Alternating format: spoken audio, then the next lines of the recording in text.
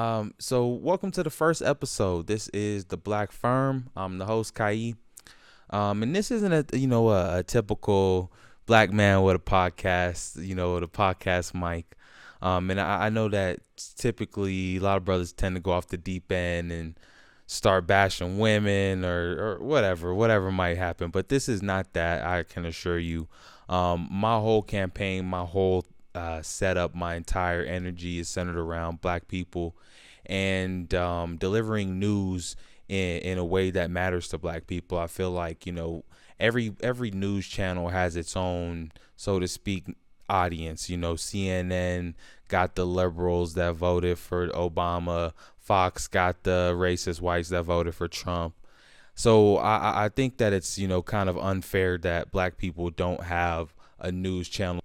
Now, that being said, I completely understand, black people are not a monolith by any sense, nor do black people share the same experience. We have, multicultural, multi-ethnic, and I think that that's very important and is beautiful. But in America, there's a system that's created to divide the light and the dark, and I think that we've seen that historically. But as time has moved on, the oppressor or the powers that be has got more intelligent with their wording, or the way that they legislate things. One of my favorite quotes when it pertains to this topic is Lee Atwater. I'm butchering it, I know, the hell, but he basically is talking about when you start off with saying nigga nigga nigga, right? And you can blatantly discriminate against black people. But in today's age, talking about, the time period he was in, it was harmful to do that. And you had to say things like states' rights or busing.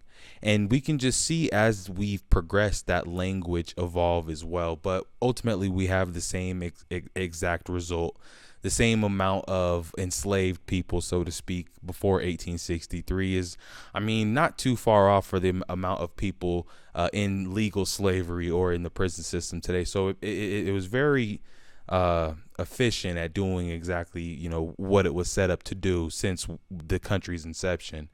And so I really want to not just highlight, the systems of inequity, but also just highlight black people, highlight black excellence as well as black mediocrity.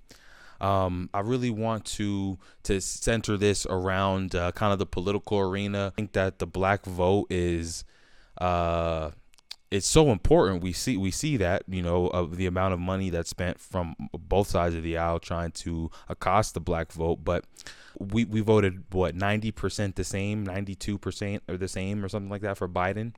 I think that we're giving up our vote way too cheap. The Democratic Party is able to bank on our vote regardless. They're able to, when they're doing their numbers and they're counting up their votes, they can say, well, at least we got 13% of the American populace, so we can go ahead and start with that.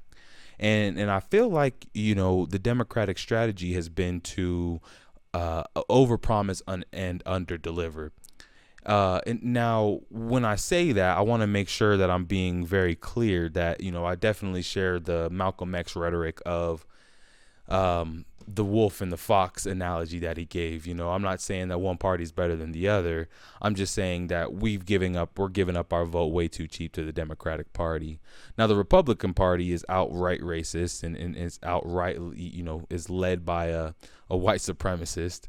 And let's just go ahead and call it what it is. But I do think that we need to reevaluate, the way that we vote, reevaluate what is in our best interest, and make sure that we are putting our best foot forward when it comes to, to these political powers. And I know that we do have limited power being a minority, and also, being subject to things like, racial gerrymandering or voter suppression. But at the same time, we do have a voice, and these lobbying groups and the political parties are paying top dollar to try and get our vote. That being said, I do want to highlight a couple things. I want to talk about some things that are more philosophical than in the books, or things that are legislative or systematic, right? I want to talk about things like the black tax. And this is kind of going to be a motif that we talk about often on my platform, because it appears in so many different places. And I'll just give you an example really quick. So something that I immediately think about is like some of the greatest minds that black people, or black Americans specifically, have to give to the world. I can think of people like,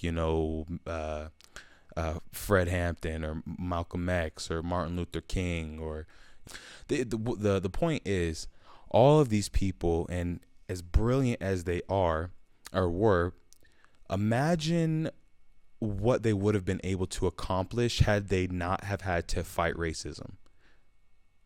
Right? Do you ever think about that? Like, you ever think that, imagine what the orator skills of Martin Luther King would have been able to accomplish, maybe in a political arena or as a CEO or something that needs that charisma.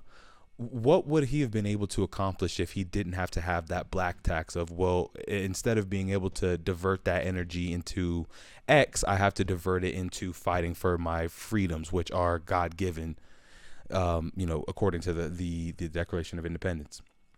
Imagine if, you see what I'm saying? You kind of catch on. So, and that's just one example. We see it happen in so many senses of, like, when these young white kids get money, what they're able to do is, because their family's straight, they get money, they graduate college, they go get go get a good job, go get their big boy job, and start getting paid. They're able to invest into stocks, into intellectual property, into real estate. But as black people, what we're expected to do by our community is, once we make it, go back and help, as we should, right? That's what we should do. That's the burden that's been put on us.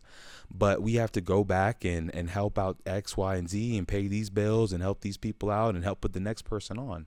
And so that ends up watering down our wealth. I definitely, and again, that's just another example. But something else that kind of leads me to my next topic, which is black capitalism, and is that something that's going to free us? But anyhow, I said a lot. I'll probably go ahead and wrap up the first episode. But thank you so much. I'm really looking forward to this journey. Some of the things that you can expect to hear from me are, definitely hot topic, current events, things like,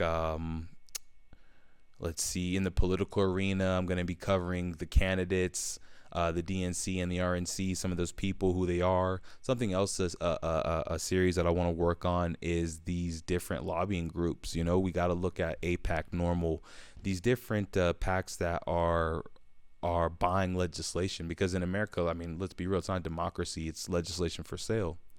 So I want to look at, we're going to go ahead and dive into some of these PACs and see where this money's going, where this, follow the money, and see also, who's voting what on what, and whose legislation is affecting black people. Because I think politicians are so quick to say, oh, this is what I did for black people, and this is what I did for black people. But how often do we actually go look at the legislation and see, okay, well, this is this was the rule, and this is how it affected us. So anyhow, thank you so much for coming. Thanks for the first episode. I'm really excited for this. Shout outs out to my brother. This is, he's helping me out with this, and I think it looks great.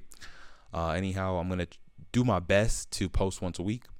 But yeah, thanks so much. Peace.